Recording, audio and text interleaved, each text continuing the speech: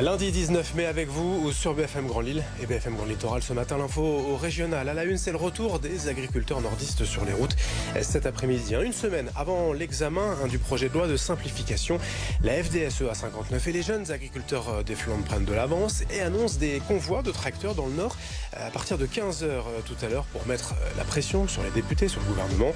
4 barrages routiers, notamment sur l'A1 et sur l'A25. Les infos à suivre tout à l'heure. La Croix-Rouge, partout cette semaine dans la région à l'occasion de ces journées nationales. L'association s'est installée hier à Arras, place des Héros, pour apprendre au public les gestes qui sauvent, rappeler les risques domestiques, mais aussi recruter des bénévoles et récolter des dons. Vous pourrez d'ailleurs retrouver les équipes de la Croix-Rouge tout au long de la semaine dans divers magasins et supermarchés pour des opérations de collecte. Reportage dans un instant. Et puis le fruit de saison, c'est la fraise. C'est le bon moment pour en profiter. Pourquoi ne pas les récolter et soi-même? De nombreuses fermes proposent la cueillette au public. Ces jours-ci dans la région, c'est moins cher, environ 2 € au par barquette. Et c'est plus sympa avec les enfants, c'est comme une chasse au trésor. Exemple à Sailly-et-Lannoy.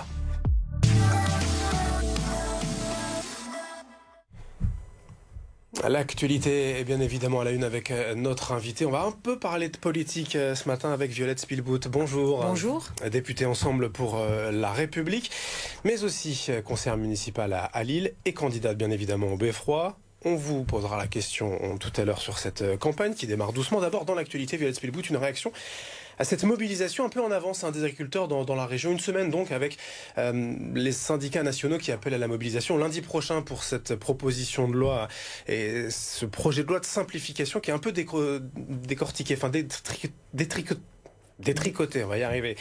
Est-ce que vous soutenez, parce qu'ils veulent mettre la pression sur le gouvernement et sur les députés, quel est votre sentiment à ce sujet ? Les agriculteurs ont raison de mettre la pression, ils ont raison d'occuper le terrain et d'être en avance ici dans le Nord. Moi je les soutiens parce que il y a une loi qu'on a votée après les manifestations de 2024 qui était là pour leur simplifier la vie, pour permettre qu'ils exploitent mieux, qu'ils puissent avoir moins de contraintes réglementaires. Et en fait ce qui s'est passé en commission la semaine dernière les a énormément inquiétés et je les comprends. Mais alors pourquoi on détricote? Pourquoi on modifie cette loi? Parce qu'une commission comme celle du développement durable et des affaires économiques à l'Assemblée nationale, il y a tous les groupes qui y sont présents et il y a des rapports de force entre les groupes qui sont extrêmement fragiles et certains ont réussi à faire passer des amendements qui leur rendent plus compliqué par exemple l'accès au point d'eau pour l'élevage, qui leur rendent plus compliqué l'utilisation de certains pesticides nécessaires absolument au maintien de certaines cultures et qui étaient validés en 2024. Voilà, certains, notamment les écologistes, la gauche, vont être beaucoup plus contraignants pour nos agriculteurs alors qu'on a besoin de les laisser travailler. C'est des gens, si vous voulez, je vois les jeunes agriculteurs de Bondues qui sont à la tête de cette manifestation avec la FNSEA. Ce sont des gens qui travaillent énormément, qui sont là au service de tous les citoyens pour faire du bio, du local, des bons produits. Et on est là à l'Assemblée nationale dans des commissions complètement déconnectées de leur réalité. Et ça, moi je pense que ça rechangera dans l'hémicycle la semaine prochaine quand ça sera à l'étude. Ça veut dire ces agriculteurs de Bondues qu'ils viennent de votre circonscription, la 9e du Nord, vous les avez rencontrés, vous leur dites quoi alors que vous allez voter contre? Je les ai rencontrés à plusieurs reprises l'année dernière. Ils m'ont recontacté en fin de semaine. J'étais dans mes auditions de commission d'enquête et on a rendez-vous ce jeudi pour qu'ils me détaillent l'ensemble des documents qu'ils m'ont déjà envoyés sur les amendements qu'il va falloir refaire passer en hémicycle et pour faire en sorte que la loi soit fidèle à l'engagement du gouvernement de l'époque. C'était Gabriel Attal, un engagement de leur simplifier la vie pour qu'on ait des agriculteurs plus sereins. Bon, la première étape, c'est donc en tout cas aujourd'hui ces opérations de blocage sur les routes. On aura l'occasion d'en reparler dans les prochains jours. Votre travail parlementaire, Violette Spilbout, est quelque peu monopolisé donc en ce moment par cette enquête et l'audition de François Bayrou, le Premier ministre, la semaine dernière. Il y a des témoignages partout en France qui remontent un peu dans ces établissements scolaires parfois, des violences. Vous attendiez à de telles remontées, à de telles retombées en fait de cette commission d'enquête? C'est une commission d'enquête effectivement qui est très forte, qui est très utile parce que depuis 2 mois, beaucoup de témoignages, beaucoup de documents qui nous sont envoyés, y compris dans le Nord. On a parlé du village de Riaumont, mais aussi le lycée à Fringues à Boulogne, oui. Les filles du Bon Pasteur à Los.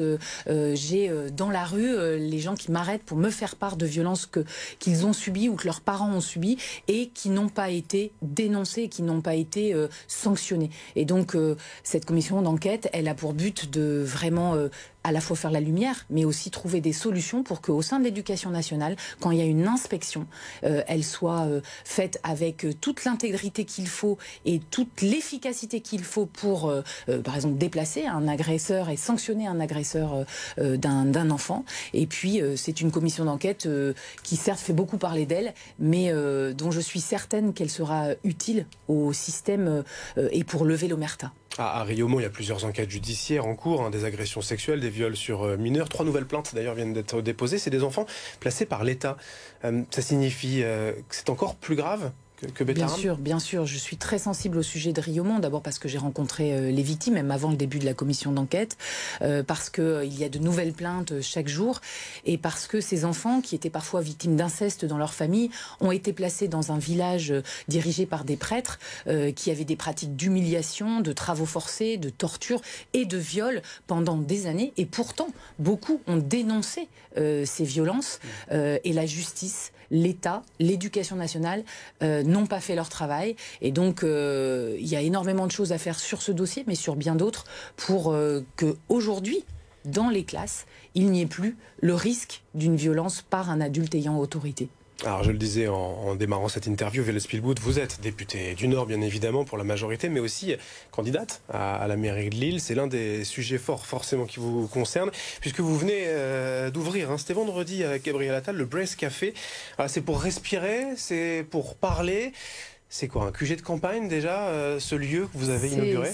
C'est un café ouvert à tous. Il ouvre ce matin à 10h. Bienvenue aux Lilloises, aux Lillois et même aux métropolitains qui veulent donner leurs idées et venir échanger sur la campagne. C'est un lieu de convivialité, un lieu qui est non partisan. Je dirais qu'on n'y affiche pas des portraits de moi ou de Gabriel Attal. C'est un vrai café où on peut venir confronter aussi les idées en tout respect. Et puis c'est une nouvelle forme. Je pense que la politique, c'est plus comme avant. Des grandes réunions publiques sur un thème, des locaux militants où en fait on est entouré uniquement de sympathisants et de militants qui pensent comme vous. Moi, je crois que pour être le bon maire de Lille demain, il faut être ouvert à toutes les sensibilités, pouvoir dialoguer en tout respect.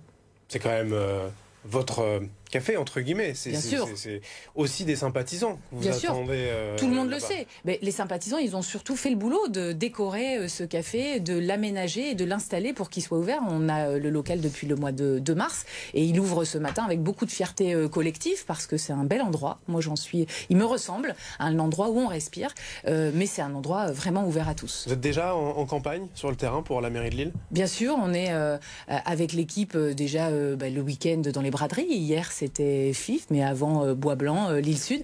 On a un stand, on y fait un échange avec les gens qui viennent nous voir autour d'un petit questionnaire sur les priorités. Si je suis maire de Lille, quelles priorités voudriez-vous voir ? Et c'est bien sûr sans surprise la sécurité, la propreté, la solidarité aussi avec les plus fragiles. Et on a beaucoup d'idées qui remontent. On est déjà à plus de 200 questionnaires, ça avance. Et puis après, je suis toujours présente, bien sûr, auprès des associations et des acteurs économiques de la ville. Je crois que c'est important. Alors, on parlait de sécurité, de solidarité aussi. On va revenir à cette casquette de député, puisque ce matin, vous concernant, je crois juste après l'interview, vous allez visiter un camp de migrants.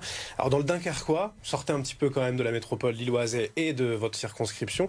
Avec Médecins du Monde, quel est votre rôle dans ce cas ? Médecins du Monde est venu me voir à ma permanence de député. Je suis députée du Nord, de l'ensemble du département, pour me faire part des grandes difficultés sur ce camp. Et d'ailleurs, c'est d'actualité, puisqu'il y a eu des confrontations assez importantes la semaine dernière entre habitants et migrants installés dans les camps partout autour de Loun-Plage.